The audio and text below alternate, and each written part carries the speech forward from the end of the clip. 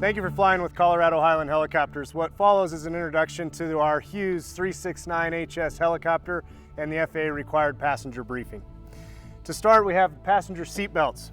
The seat belts work by lifting the latch and disconnecting the belts. They fasten by connecting the belts together while incorporating the shoulder harness. To adjust the belts, lift up on the short strap to extend the belt and pull on the long strap to tighten. Tighten the lap belt low and centered in your lap, and then tighten the shoulder strap for snug comfort. This door has been removed for demonstration purposes. Your flight may or may not have doors depending on your circumstances. In the event you have a door, it is your emergency exit. The doors are operated by pulling down on the external handle and allowing the door to come open, or lifting on the internal handle to open the door. The windows can also be pressed out in an emergency if the door will not open. To close the doors, press closed and lift the external handle or push down on the internal handle. There's an emergency survival kit located behind the left rear passenger seat. Depending on the circumstances of your flight, if we're flying at high altitude and oxygen is required, oxygen will be provided to passenger seats as needed via nasal cannula and will be operated by Highland Helicopters flight crew members for you. There's a fire extinguisher located forward by the pilot's front legs on the left side of the helicopter. In the event of passenger discomfort, please let your pilot know as soon as possible. There's a lot of things your pilot can help you to do, increasing your ventilation or making you more comfortable. If those things don't work, however, pull the red hook in front of your seat.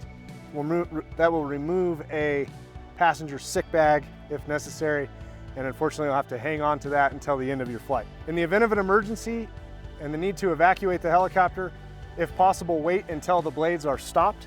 Exit the helicopter to the front half and meet at the 12 o'clock position in front of the aircraft, where those that can exit can develop a plan to help or aid those that might be stuck or unable to exit the aircraft on their own. Each passenger seat will be provided with either passive noise protection in the form of earplugs or a communication headset. Place the headset over your ears. Make sure the microphone is in close to your mouth so you can be heard.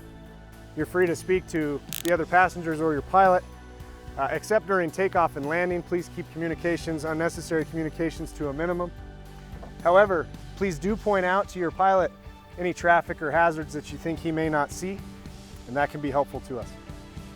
At each passenger position, there's a passenger briefing card to include the information that we've just covered, as well as some other helpful tips about the helicopter. Please, no smoking in or around the helicopter anytime during your flight.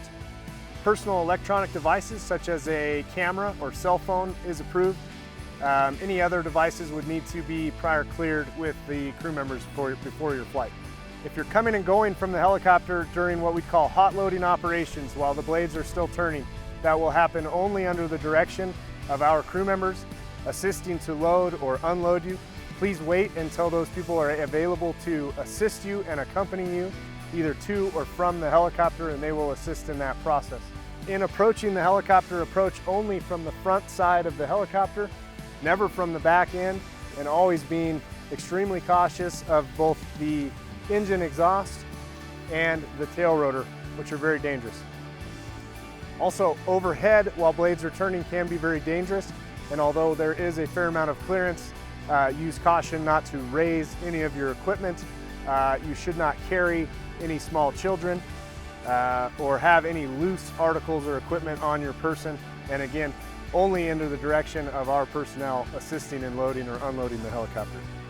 Finally, in order to exit or enter the helicopter, the steps provided are both here, high and low.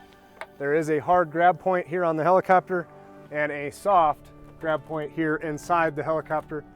Please be careful of your head. If you have any questions during the process, don't hesitate to ask and make sure that you understand completely before proceeding. Thank you again and enjoy your flight.